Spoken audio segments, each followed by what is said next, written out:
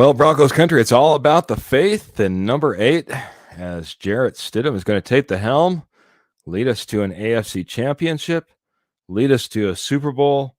And we're going to talk about how we're going to get there and the upcoming AFC Championship versus the New England Patriots. They get to come to town as the Denver Broncos host them. We'll get into all of it, man. You know how it goes. We're going to get this started right about now.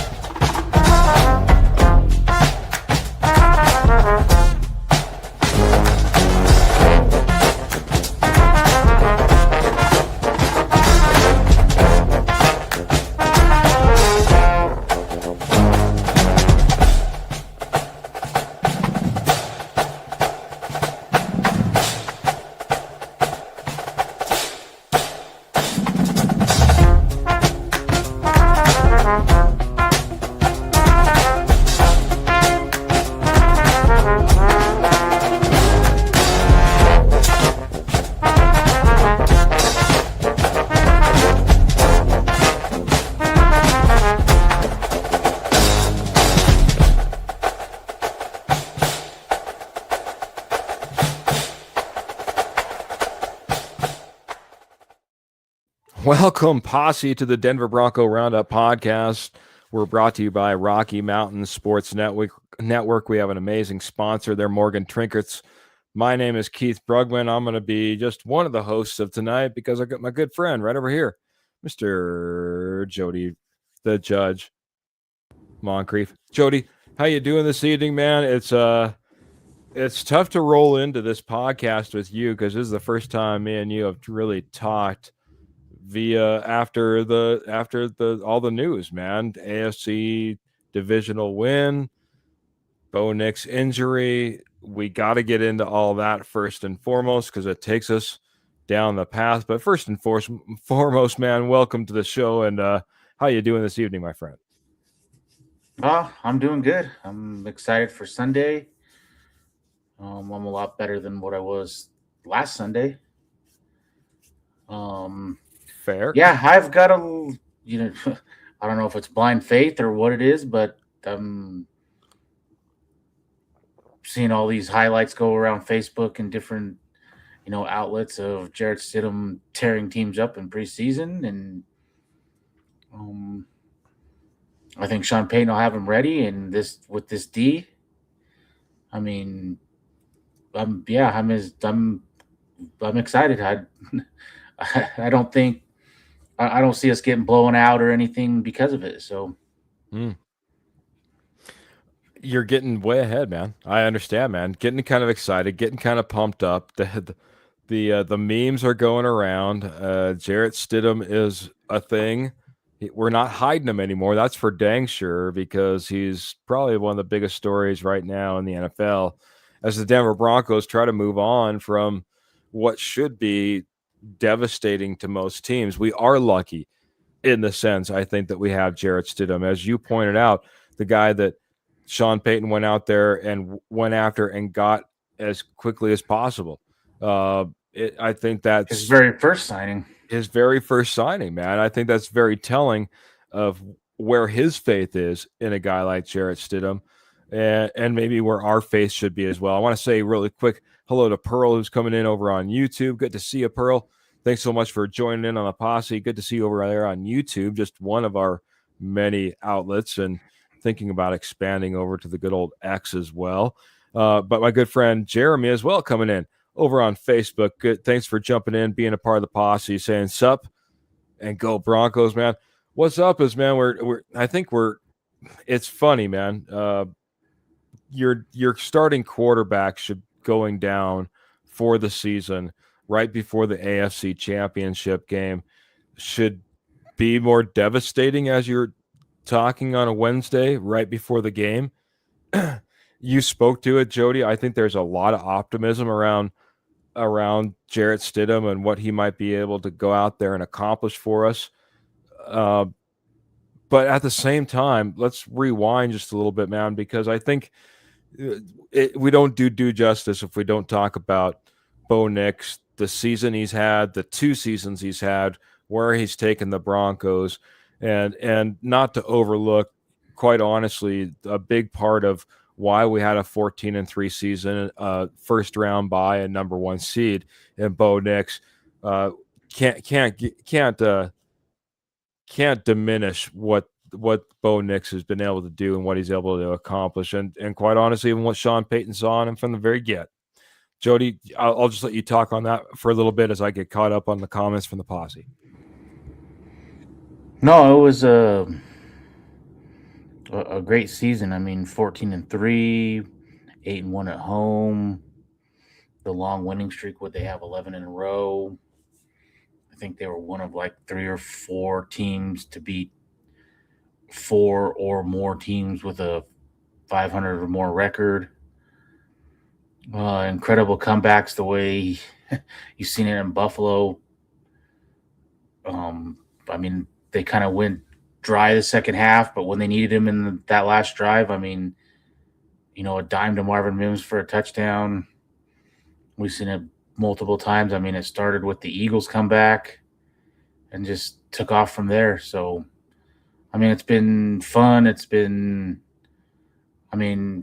People have pulled their hair out at times watching this offense, 3 and out, 3 and out, 3 and out. But when it mattered, they were able to pull it out. And what they've been able to do still with half of Russell Wilson's cap number on the books. And to be honest, look at his playmakers. I mean, he's got Cortland Sutton and a bunch of average guys that I would say are not top 20 at their position. So it's been incredible what they've been able to do, what him and Sean Payton have been able to do, and it's just a total bummer. It was pretty heartbreaking, the news. I mean, I thought we're getting trolled at the end of the show or right after we'd gotten off air, but I mean, it's pretty.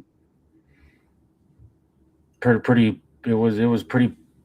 I don't know. I just took it bad, but Stidham. We knocked. I guess I don't know if we both did, but I knocked Stidham when they replaced Russ with him. But I just have a totally different feeling that, I mean, this team is going to rally around him. This defense has been good. And it's not like this offense has been like Peyton Manning in 2013 where it's just electric. So as long as Stidham can just keep the wheels on and not just implode, Denver's going to be fine. More than fine. Jeremy Dresser coming in here saying Sean Payton knows the importance of a good backup QB. And that's been apparent. I think he's went out there, whether he was with the New Orleans Saints and going out there and getting a guy like Jameis Winston that could come in, or a Teddy Bridgewater that could come in at that time and coach them to success.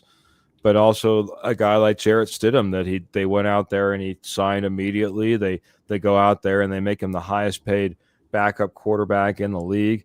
And I know for a fact, I remember you kind of thumbing your nose at that at the time. I was probably a little bit more of a Jarrett Stidham fan. I remember year one as Bo Nix came in, and I had no problem with Jarrett Stidham maybe starting off the first few games, and guys like our good friends and our cousins over in the podcast world on the K&K Sports Show, Kurt Valente, was about ready to wring my neck virtually for even talking a bit like that. And in retrospect, probably might have not been the best decision. Time we'll never know, because we never got to see Jarrett Stidham obviously play, but now we get to see him play.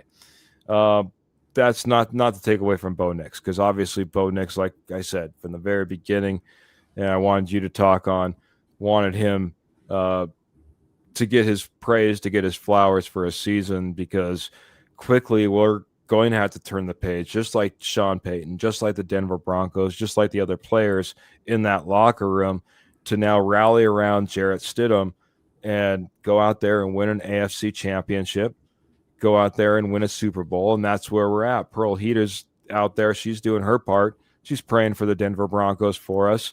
And Albert Knoppers, the Mile High Dutchie, coming in and saying the Wazoo Broncos are going to win another AFC Conference Championship. Good friend Clayton coming in here. always helping me, remind me, and we appreciate this so much, Clayton. My voice is going. I don't know why. Hey, guys, smash that like and share.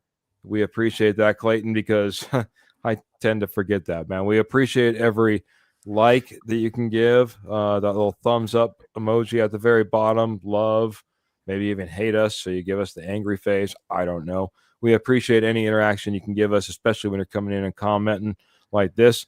He's been crazy busy with work, and now he's got snow and blowing wind. But it's nonetheless Denver Broncos for life for him, man. We appreciate you, Clayton, coming in here. Good friend Roy Osborne. Hey, Keith and the judge. Eventful day. Had to help change a battery, and the wife went to the heart hospital, and it's not so great news. But hey, no one died, and ready for Broncos talk. Well, hopefully we can take your mind off it. Our thoughts are with you and your wife, especially if there's no good news. And way to be a good person, man. Going out there, helping somebody out, changing out a battery, getting somebody on the road. We appreciate that a ton. My good friend, your good friend, everybody's good friend, Michael Ronquillo, coming in here and saying good evening, Keith and Jody, and go Bo Broncos, blue and orange hearts, mile high salute. I can do some checking to see if some stars came with that. Michael's usually pretty good about that, but I'm also playing producer and don't see it on my one feed that I'm looking at right now. Appreciate you nonetheless, Michael. And if I get back around to you, thanks for the stars as well. All this in sub-zero temperatures. Of course, Roy, when it rains, it pours sometimes. Feels like that's the way it is with the Broncos.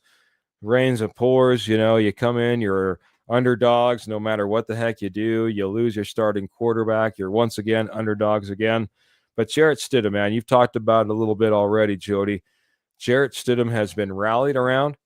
This team has a lot of faith in him. There's a lot of footage now of Jarrett Stidham highlights rolling around out there in the social world. Talk about what your expectations are around a Jarrett Stidham led Denver Broncos team. How much does it change in your mind, first and foremost, from a coaching aspect, when you have Jarrett Stidham at the helm versus a Bo Nix? What do you change? Do you change? What will we see different out there? I think the biggest change is you won't see as many quarterback runs, designed runs. But I'm fine with that. I also think you will see more shots over the middle because that's where he's comfortable. And he's gonna, and we can get into it, but I think he's gonna have Dobbins back, and I think that's a game changer as well. Plus, he doesn't have to. This team is not solely reliant on Bo to go out and score 40 to 50 points a game. This team has been led by its D all year, so as long as he doesn't implode like CJ Stroud did last week, I expect Denver to be right in this game. If you go back and look, they put 16 against the Chargers. They put 21 offensively against the Texans. Mays has thrown a pick in both games. I think he fumbled 4 times and lost 2 of them against Houston. And I think Denver's pass rush is if not as good, better than what Houston is. So I think that's where that's where I'm optimistic, is this team is just not solely reliant on Bo being Superman. That brings me to another point that I'll probably get to here in a moment, man. But you're absolutely right. I don't think this team is reliant upon just Bo Nix. This isn't, Dan Marino and 83 throwing for 4,000 yards and 40 touchdowns or wherever he threw that year. This is a team that's relied on different pieces and different parts. And I would even push up against you and say that it's not even the defense. Special teams has come into play. Different parts of this team have stepped up whenever needed and however needed in order to get it done. Even just the fact that you look out and you look at this last game versus the Buffalo Bills, and I think it was 4 turnovers that were created. Jody, we haven't been creating turnovers as a defense at all this year. I mean, sacks, yeah. I mean, we were piling up sacks like we were going to blow away records at one point. But as far as turnovers were concerned, those numbers were not coming. We go out there, and it seems like wherever we need, however we need, at whatever time is needed, that's when we get it done, and that's the way we've done it. That hasn't revolved around just Bo Nix throwing for, crazy touchdown passes and running all over the field and him doing it all himself. This has been a group effort from stem to stern. And that's one of the things that I think all of us as Broncos fans and Broncos country kind of have a little bit of faith in now going up with Jarrett Stidham leading us into this AFC Championship.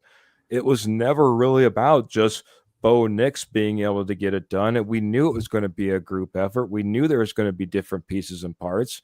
The defense obviously being a big part of that. But I think this team has stepped up in so many different multiple ways. That's why we feel fairly confident about what's going on and what's going to be happening here in the near future. I'll get your 2 cents on this, and then I got to get back to the comments because they're blowing up, and I gotta respect the posse, man. They ride with us. Yeah, like we've said, this was the guy that he went out and his first move was to sign Jarrett Stidham. He's got a lot of faith in him. I mean, Stidham's been in this offense for 3 years. To be honest, he probably knows this offense better than Bo Nix. And to be honest, he's probably, if you're just going to do a true pocket passer and that type of thing, he's probably better than Bo when it comes to that. Bo has other traits that Jarrett Stidham doesn't have, but when we're talking just in the pocket, we don't talk about footwork and that type of thing with Stidham. So I'm not at all worried. That's where I have the faith. I mean, he's been here 3 years. Mm-hmm. If you listen to Stidham, and I know he's not going to say, no, I don't study the playbook, I better, that type of thing. But the way he talks and different things, he's put the effort in and is putting in the work. And you could see it last year when they announced Bo over Stidham as a starter. He was genuinely pissed off about it, and he come out and let everyone know that he didn't like that decision, and he's a starter in the NFL. Mm-hmm. And I know I was kind of critical of that, like he almost kind of threw a baby fit over it. But that's the passion he has, and he knows that because that's the work he's put in. And when I hear people mock it, but go watch his preseason tape. I mean, I'm not so much watching coverages and different things. I'm watching ball placement, and I mean, he's throwing dimes where only his receivers can get him. I mean, preseason or not, it doesn't really matter if it's only where your receiver can catch it and that type of thing. That's more what I'm after, whether he's playing starters or backups or whatever. I don't care about that. It's ball placement and different things. So I have a lot of confidence and I have confidence in Sean Payton. Sean Payton, like you said, he's proven with backup quarterbacks that he can win with them. So Steady parties coming to Empower Field at Mile High, says Michael Ronquillo. He also did drop 100 stars a little bit earlier, and we appreciate that very much. Michael rocking in here, supporting the show, man. It goes further than you realize, and just appreciate that when you can come in here, help us out just a little bit more. Want to get to everybody though. And like I said, Roy Osborne, he says, I believe this team has come to a whole. I support Stiddy. He's a solid QB, but can he be solid Sunday? That is the question, Roy. And we're fixing to find out. But you're absolutely right, man. As Sean Payton said in his presser today, man, let her rip.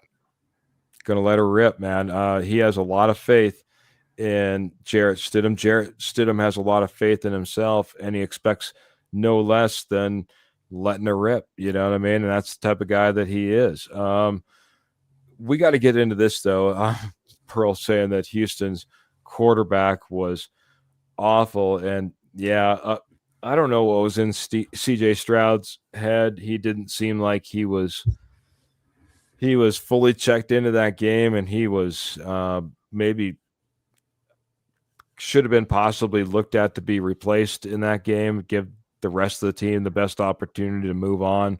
I think the Houston Texans are an amazing team that fell short and one bad performance, and that's all it will take. I wanted to get to this one though because Michael came back in and brings up a comment, brings up a topic that we actually wanted to get to, I think, next on our little agenda that we have here, Jody.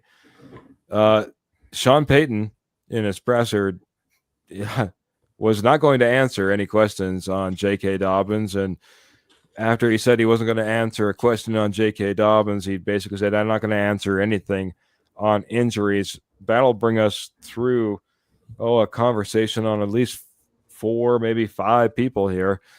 J.K. Dobbins, man, limited in practice, said a few weeks ago to a fan he hopes to be back or thinks he could be back before the Super Bowl. That only gives him one opportunity. That would be this Sunday in the AFC Championship game. How you feeling about J.K. Dobbins, his possible return to the Denver Broncos, and his production if he does so for the Denver Broncos this Sunday? To start with Sean Payton, I mean, he said it all year. He's not going to get into injuries and that type of stuff. So if now you're surprised at that answer, well, I don't know what to tell you. I mean, he's been like that all year with it. Yes. Whether you like that answer or not, I mean, he came out before the season started and said, I will not be disclosing injuries all year, so don't ask. Mm-hmm. And why would I? Right, and yet we ask every week still. Second with Dobbins, I think if he didn't have any setbacks this week, just because he hasn't really ran and cut or anything off of this, if he goes through a solid week of practice all week and there's no setbacks, I 100% see him playing. What he's at, I don't know. But like Kenny and I talked last night, was 75-80% Dobbins. Sean Payton has more faith than his other 2 running backs, and I mean the proof is in the pudding last week when Buffalo was garbage against the run and your running backs get 10 total carries. Tough to swallow. So if there's no setback, I 100% see him on the field. And then I want to say pitch count, but I mean, what are we saving him for, I guess? I mean, if you're on a 20 or snap count, if you're on a 20 play snap count and you've hit 20 plays and we're driving down the field and you need Dobbins, I think the snap count goes out the window. So I'm going to say he's probably going to be on one, but barring situations that could get ramped up and how he's feeling and how he's looking in this game. J.K. Dobbins could be a huge, huge piece coming back to the Denver Broncos. We know how much we really relied on him. It's kind of funny because, honestly, as the pieces and parts of this Denver Broncos team was being put together, I don't know if we nearly saw the effect that he would have on this team. But the effect that J.K. Dobbins was having, especially early on before he got injured, was, tough to equate. You know what I mean? It was large. You know, it's a big piece of what this Denver Broncos team would like to be able to do. To get him back out there and to have him take meaningful snaps and numerous snaps, I think not only would be helpful to the Broncos, but also, just be that much more difficult for the New England Patriots to come back and try to game plan against the Denver Broncos if that's a possibility. And it's looking very much like it's a possibility, Jody. I'm excited at that opportunity to see J.K. Dobbins back out on the field. It couldn't come at a better time if he comes back and he's out there healthy and he's taking, plentiful snaps or numerous snaps out there or a good portion of the snaps. I indicated that if he's feeling good enough, I'd be naming him the number one. Now, I don't know if he necessarily comes out with the most amount of snaps between the three running backs, but I would still put that out there and have everyone game planning for that first and foremost. He's just too dynamic. If he can go out there and take the first rep, I think that you need to go out there and give him that first rep. And, we'll get it. Go ahead, to be honest, I mean, what's he been out since like week 10? So that's eight games that he missed in the regular season, 9 games. He's still your leading running back, and by like a couple hundred yards or something. I mean, that should tell you all you need to know. I mean, and he missed 8 games, whatever it was, 9 games, and still is your leading running back in yards. I like our posse. We got Keith checking in. He's wondering how the weather is going to be and whether it'll impact the game. We also have Michael Ronquillo coming in and being the answer man, like Michael Ronquillo always is, saying that the expectation is around 27 degrees. I imagine that's at kickoff. That's cold enough. That's cold enough to make an impact, especially at that higher elevation. We've talked about that before, man. Not only do you have to worry about the elevation kind of taking away your air, but when you start mixing that with colder air, I can tell you, living in higher elevation myself, it can be one that takes your breath away, especially when you're out there running around, man. You're gasping for air a little bit quicker than if you're running around in 68-degree sunny weather. I can just tell you that right now at sea level for sure. Our good friend Dreamweaver, looks like JC saying, #Stiddy party getting wild in Stiddy City. Number 8 about to shock the world and become a Denver legend, giving us those fire emojis. JC, thanks for jumping in, bringing the fire and the passion as well for Stiddy Nation right there. It is wild, man, how we are fully behind this quarterback, man. He hasn't necessarily been at the forefront in any capacity. They even were joking around. I saw on one podcast how he would be begging the media pool, "Hey, anybody want to talk to me? Anybody want to talk to me?" He's like, "Well, now everybody does." But yeah, maybe grasping for some media attention prior to this week. And I know it's because it's the AFC title game, but I think I heard 51 different media outlets were out at practice today, so maybe a little more because they wanted to see what Stidham was doing. But this is, and I'll go back to this. This is where I am glad that we have Sean Payton here. He's been here, done that, and he's not afraid of this moment. He's not scared. Vrabel, yes, as a player, he's been here, but he's never been here as a coach. Drake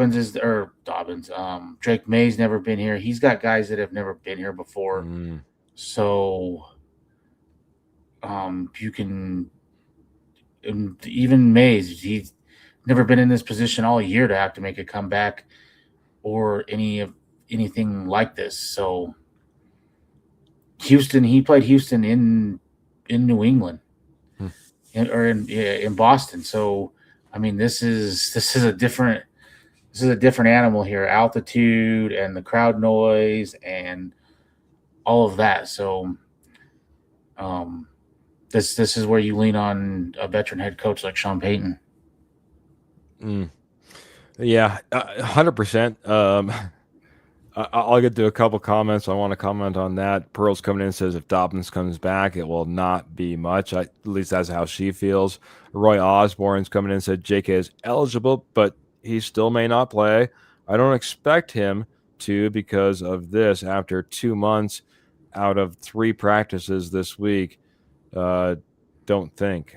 Houston. I don't know what don't think Houston means, but I understand kind of where you're going. I wanted to get back though what you're kind of talking about. Oh, now I lost my train of thought. Go I was ahead. going to say my kickback to that is he hadn't trusted this run game since Dobbins left. He has not committed to it. You haven't seen a running back. Dobbins was getting 15 to 20 carries a game. You have seen none of that with two running backs combined. So there's something that he doesn't trust in it, and it's pretty apparent when he doesn't trust somebody, he just doesn't use you. Audric Estime, Marvin Mims. I mean, look at the game Marvin Mims had, and why is he not getting on the field? So when he doesn't trust you, and of all the running backs, he could have went out and there were running backs out there. He could have drafted Henderson in the first round. We could have addressed this, and in my opinion, overdrafted Harvey, and then went out and picked up Dobbins. It was like that was on the radar the whole time. This is the guy I want. This is the guy that I see on tape that does what I need him to do. So he's got trust in J.K. Dobbins. Yeah, you're right. I think that he has a lot of trust in J.K. Dobbins. I don't think we saw near the trust in the running back group since then. I think it would be a big piece to get J.K. Dobbins back out on the field, especially with Jarrett Stidham now taking over at the quarterback position. Just give you that one more level of security. It will be interesting to see how J.K. Dobbins throws it around. Right now, I'm going to throw it around to our amazing sponsor, and that's Morgan Trinkets. Morgan Trinkets has been your headquarters for Southwest Jewelry, Southwest Pottery, Estate Gold at wholesale prices for over 35 years. They've once were a nationwide company. They hang out now in northern Colorado, southern Wyoming, doing shows like you wouldn't believe. And maybe it's because of this little bit nicer winter season. Maybe it's because they just love getting deals out to you all, but they've been doing shows all winter long, and it goes on through January as well. Check them out this Saturday, the 24th, out at Longmont Fairgrounds. The retro show is going on out there. Morgan Trinkets will be being out there as well. So check them out. And then if you happen not to check them out in Longmont, don't worry, you got one more opportunity in January. It's right there on the 31st, end of the month, down in Loveland at the Loveland Fairgrounds, Ultimate Garage Sale. Pearl will be there with Morgan Trinkets. Check out Morgan Trinkets over on Etsy, Morgan Trinkets Co. Check them over out on eBay by typing in Pearl Heat. But like I said, you can check them out this weekend out at the Longmont Fairgrounds at the Retro Show. Check them out. We appreciate you checking out our sponsor. We appreciate our sponsor taking care of us and helping put on this show.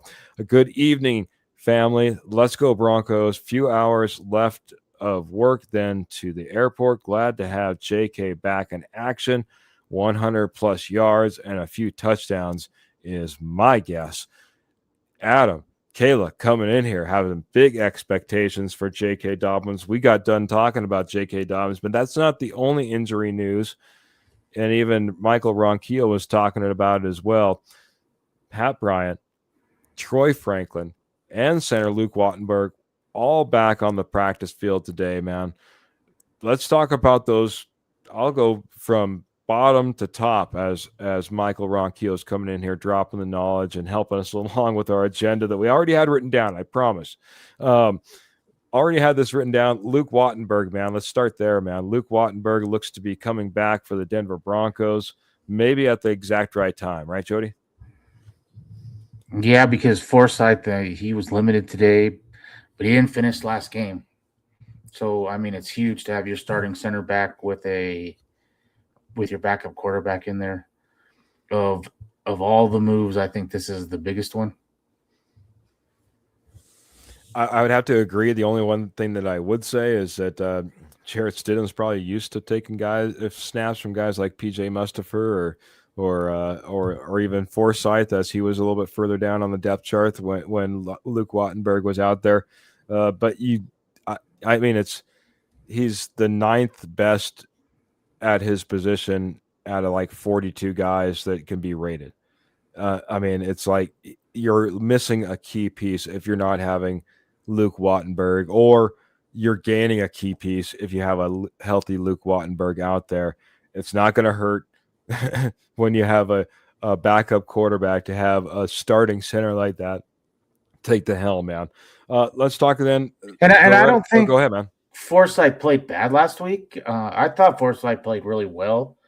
It's Agreed. just the ankle has been he said it's been a problem for a few weeks now, and the fact that he couldn't finish the game, he didn't even attempt to try to gut it out, knowing the importance of where they were. It's obviously a problem, and so that's where I think it's more important getting Wattenberg back, because I think because they've alluded to this from the very beginning, this was a 4-week injury for Wattenberg, and this was the anticipation the whole time. So I think he's going to be in with him full today, not limited like some of these other guys coming off of IR, just ramping it back up. I think he's going to be close to 100% when he gets out there.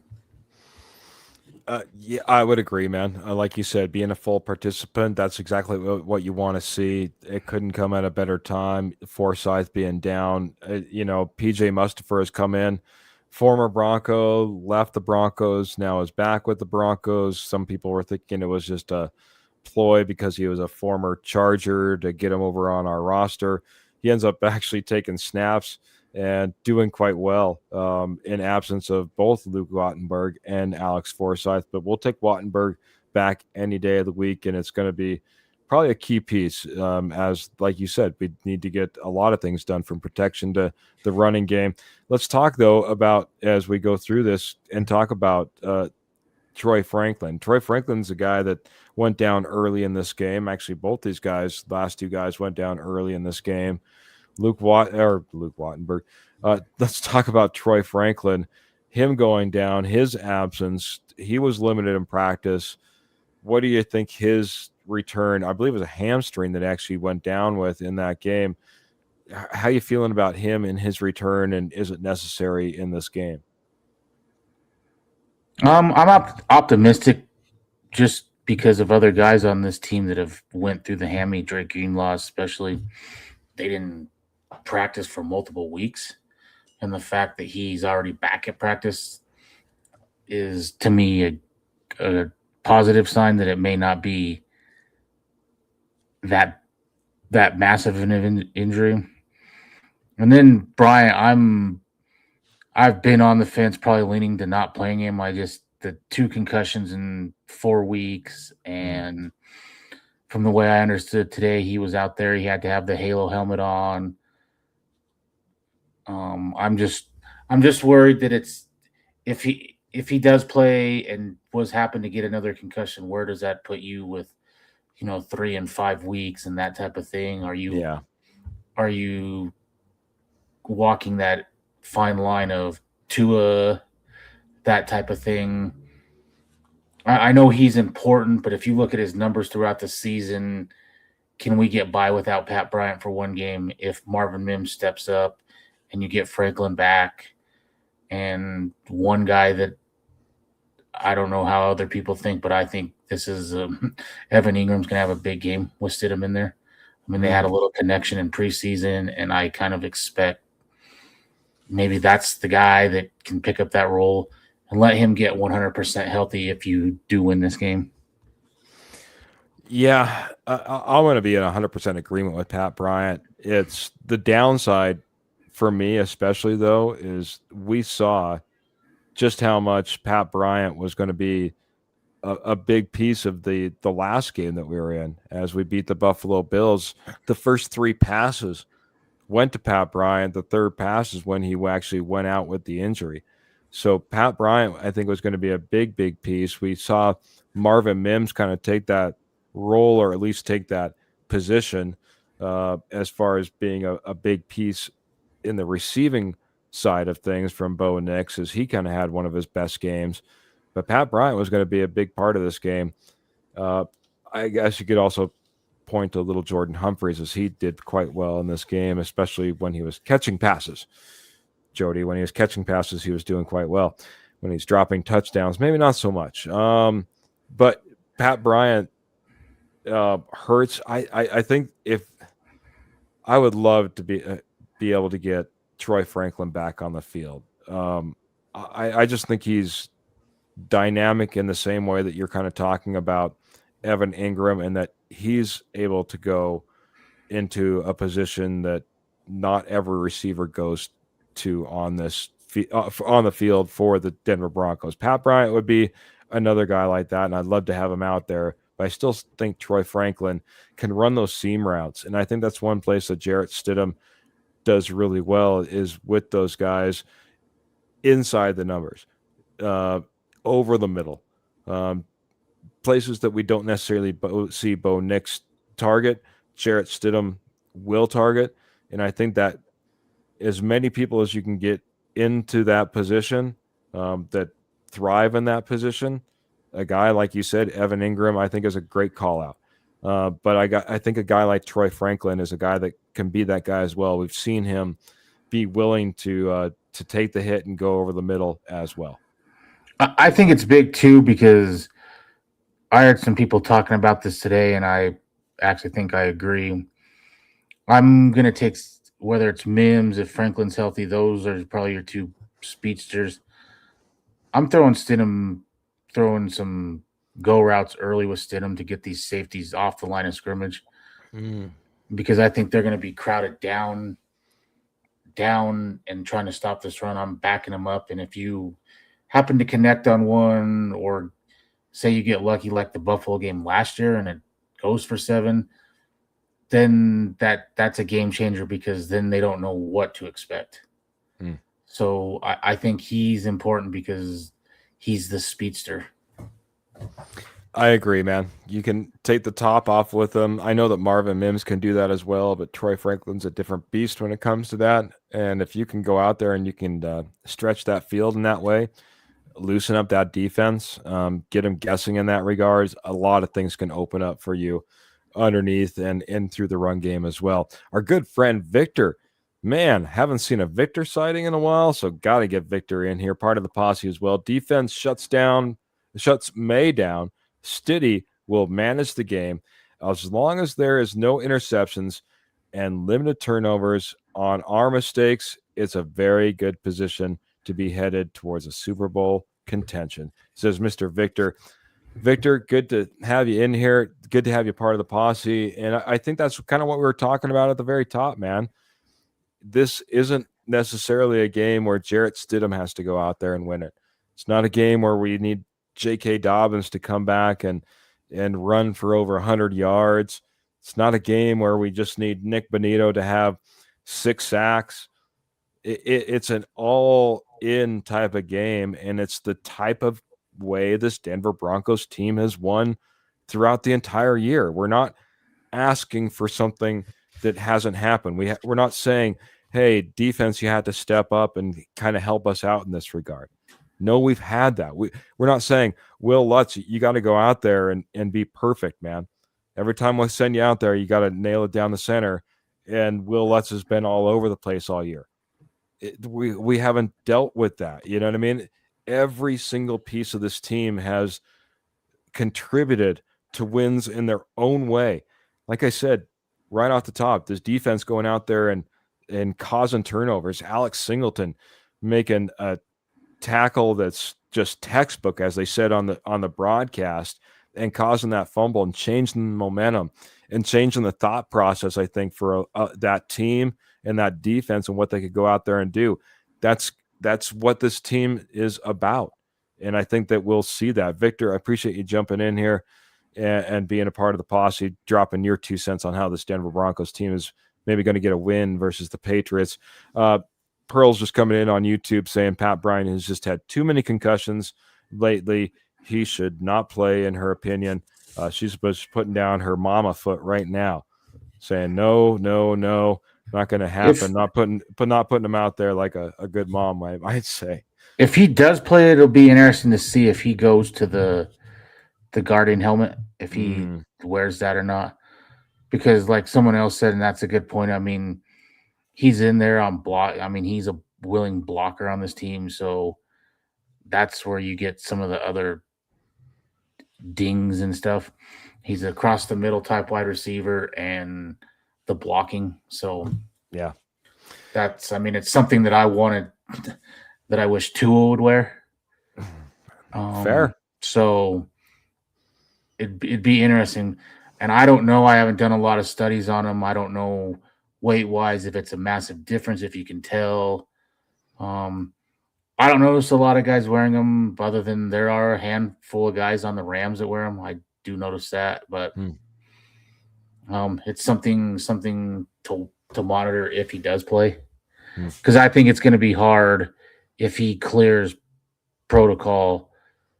He's going to want to play. I mean, this game is to go to the Super Bowl, so if you can get out there, you're going to want to play. That's just who you are as a player. You know, and you hear guys all the time will tell you they'd rather get hit in the head than have your knees chopped out. So, I mean, I don't know how if I know they take it seriously, but I don't know how serious when you hear statements like that. Yeah. Well, that might be true until you get a couple of concussions in a short period of time, and then you can get second guessing that. Yeah. What I think is a little wild, or I mean, he's already back at practice. Usually, you don't see that with a concussion. You know, that quick. You see him. It's not till the end of the week till they clear. So this might have been very minimal. And if you go back in and watch, I didn't see a big hit or anything. I didn't really notice it.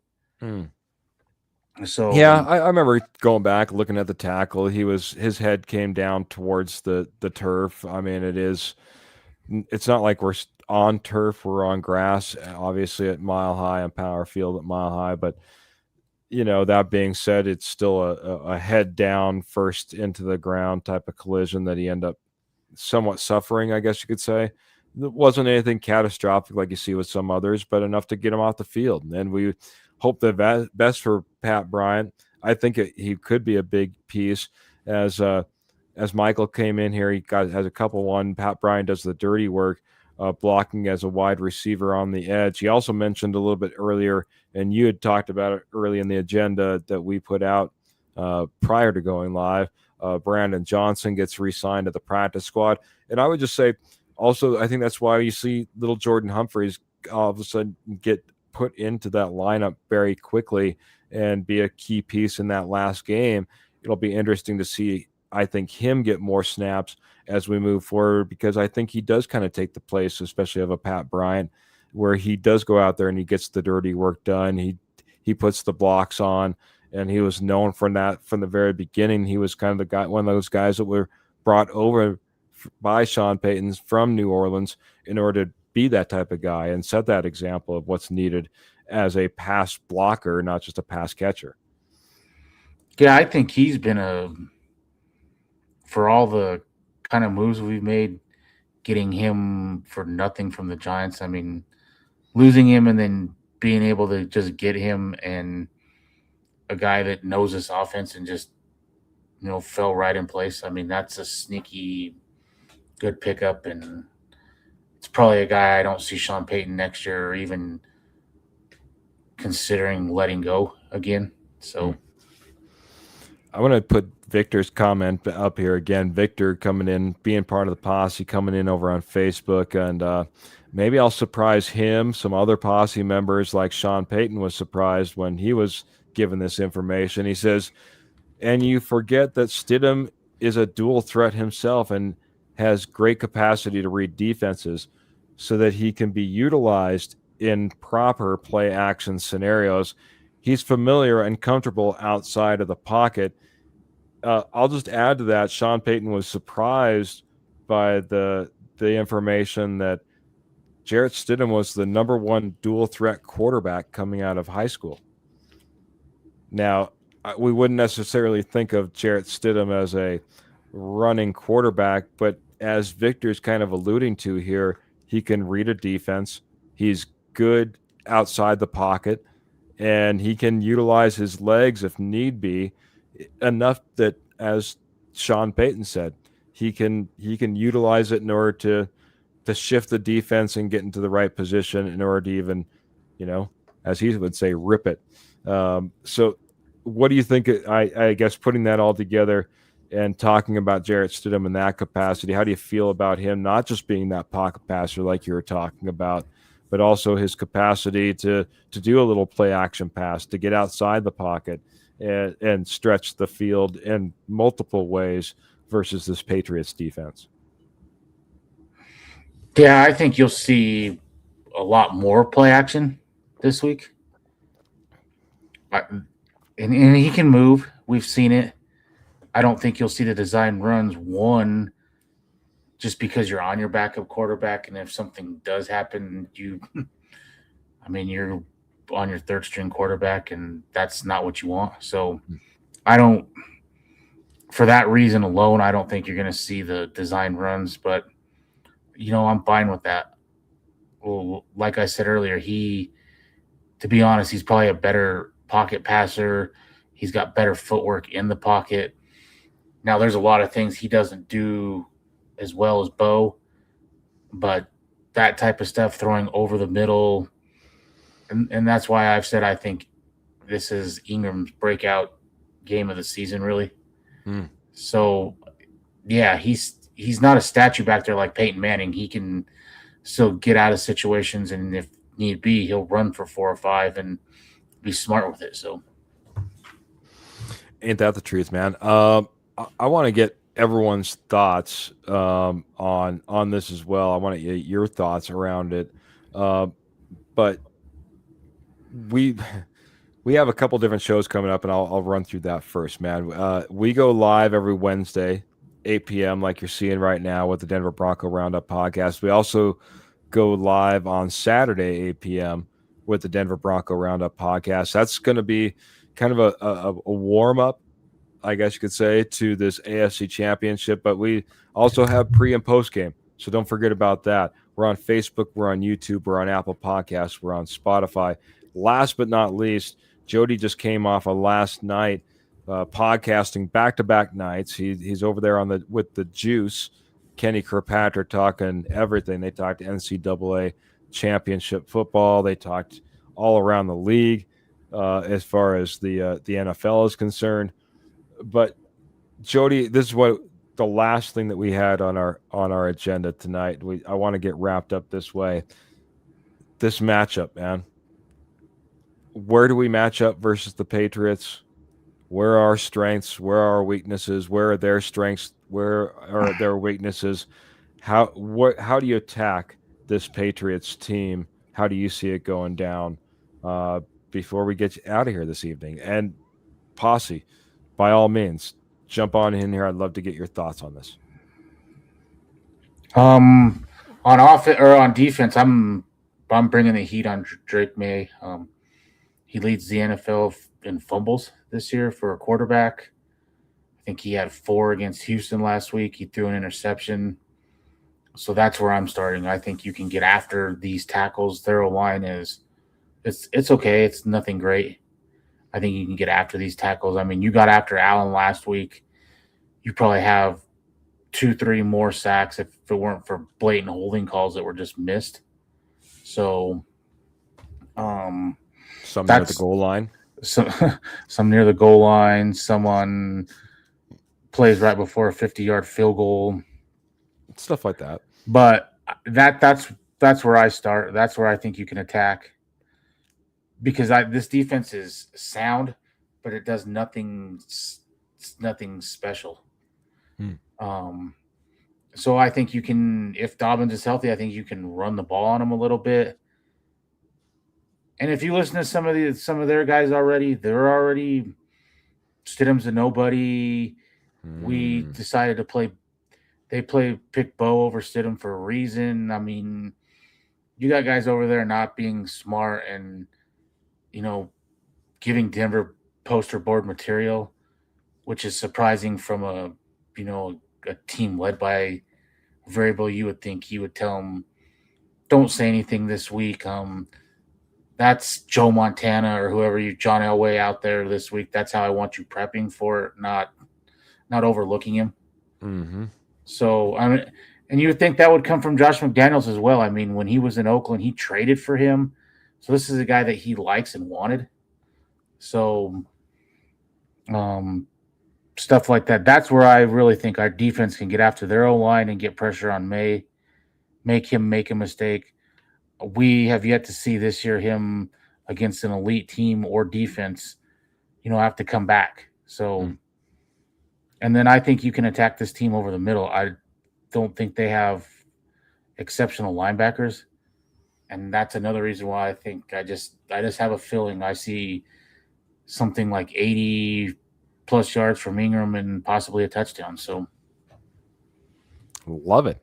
Love it, man. I see similar things, man. I see Michael Ronquillo, though, also coming in here agreeing with you. Get sacks and turnovers on the Broncos defense. That's a game plan piece for him. And I would have to agree on the defensive side of things. That's where we've been at. That's what we've been. I think that we ratcheted it up in this last game versus the Buffalo Bills. We got after Josh Allen, like you said. We got multiple turnovers, whether it be interceptions, fantastic, amazing ones, and controversial ones like Jaleel McLaughlin or PJ Locke getting into the mix, or creating turnovers like Alex Singleton getting hat on head, you know what I mean, and putting that helmet right on the ball and popping it loose and really getting it everyone turned around. Turnovers, getting after this quarterback, getting after Drake May. I don't think he's seen a defense quite like ours, even against going up against the Houston Texans last week. I think that he's going to be surprised in what he gets with the Denver Broncos. From an offensive side of things, I don't expect a whole lot different. I don't think that Sean Payton's necessarily going to be changing a whole lot. I think that Jarrett Stidham has been not only in the system for 3 years, with the Denver Broncos for 3 years, with Sean Payton out there taking snaps, running this offense for multiple years now, thinking he had the opportunity to maybe even come in here and start over Bo Nix when Bo Nix first came to the Denver Broncos. I think there's a lot of what translates from a Bo Nix game right into Jarrett Stidham, and I don't think Sean Payton, as we talked about ad nauseum when we had Russell Wilson as our quarterback, he doesn't change the system for his quarterback. The quarterback has to fit the system. He obviously went out and got Jarrett Stidham. I don't think we're going to see a whole lot of difference in between this two. Now, do we see a different type of performance? Absolutely. I think you alluded to it. Better pocket presence, I think, from Jarrett Stidham, a little bit more calmer in the pocket, more willing to go through progressions. Heck, if you go back and look at Jarrett Stidham go up against the 49ers as he was a Las Vegas Raider, you see him go hang in the pocket, get hit multiple times as he's delivering the ball down the field.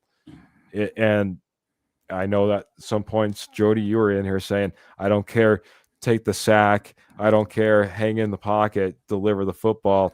That's one of the things that you may see that might be a difference in between a Bo Nix and a Jarrett Stidham game. But I don't think the X's and the O's and what's drawn up on paper change a whole lot between the two. I want to get to a couple more comments. I'll get your some closing thoughts as well as we're running up against the hour. But we got Mindy coming in here saying Broncos will win. It's hard to win in Denver. Defense will have 2 weeks off. Go all out every play. Love that, Mindy. Thanks for coming in here. Victor says strengths, all three sides of the ball, offense, defense, special teams, and not having Josie Jewell is a big, big key to maybe getting a victory as far as victory is continuing. Weakness, need to have all others stay healthy for the Super Bowl. There is heartbreaks due to injuries. And Pearl Heater's giving us those prayer hands as well. Not a no had a note on an X support already saying that he's doing well. Oh yeah, Bo, gotcha. Bo, yeah, they get updates from that. Saw him post surgery, his foot up there, his wife in there with him, looking like smiles behind her mask, but all smiles as he was coming out of surgery. Sean Payton said, no, he's not helping out with the game plan because he just got done with surgery. Do you think he'll be? You think he'll be in Denver Sunday? I think he'll be in Denver Sunday. I think he'll be on the sidelines come one way or another. He'll find his way. Yeah, I'm not sure on the sidelines, but well, I mean, you know what I mean. He'll definitely be up in the box, like in the booth, in the box, Pat yeah. Mahomes or whatever. Yeah. No way is he missing this. So I agree. Some final thoughts, man. I went on a little bit of a rant of what I thought this team could do as well, but want to get your final thoughts before we get out of here, my friend. I'm excited for Sunday. I'm optimistic. I know I've said it earlier, it's preseason, but go watch. It's all over. People are making tapes all over. Go watch the 49ers game. They had good players in that game, a couple on Denver's roster currently. So go watch that game. I mean, he can do things. And this is where I trust Sean Payton. Make your best game plan of the year. Don't put him in bad positions. Make easy throws for him. And hopefully the D has their best game of the year because they can keep you in this game. I mean, Houston's a prime example. When your quarterback turns the ball over 6 times and you are still within the 1-score game early in the fourth quarter, I don't expect him to play anywhere near as bad as Stroud did. So, and this is a different beast from Boston to Denver. The altitude, I think the altitude is more of a problem the colder it gets. Sounds like it's supposed to be low 20s at kickoff. So, and really besides Bo, you're pretty healthy. I mean, I expect one of your 2 wide receivers back. I expect Wattenberg back. And I expect Dobbins back as long as there's no setback. Denver has not re-signed him yet, so if he comes in and plays and hurts himself, what are you really out? And then if he comes back and balls for the next 2 games, then you can talk about maybe next year re-signing him. So, yeah, all this, I'm from where I was Sunday to where I am now. I don't know if it's blind faith, but I'm optimistic, and I definitely can see multiple paths of how we win this game. So, looking forward to it, man. Looking forward to the game. Looking forward to future Denver Bronco Roundup podcast. Looking forward to the juice. Looking to pregame and postgame. Man, the posse, appreciate you coming in here, being part of this fantastic episode. It's tough, man. We're down our number 1 quarterback, but I don't know if there has been a fan base more rallied around their number 2 going into an AFC championship than the Denver Broncos are and Broncos country are. That includes all of you, posse. We're going to get out of here, though, like we always do, man. Can't wait to see you again. We'll be back on Saturday, again, 8 p.m. Mountain Standard Time. Look for that. But until then, make sure you keep those boots in the stirrups, guns in the holsters, and, of course, Denver Broncos in your heart. Until next time, we're out of here. Have a good night, everybody.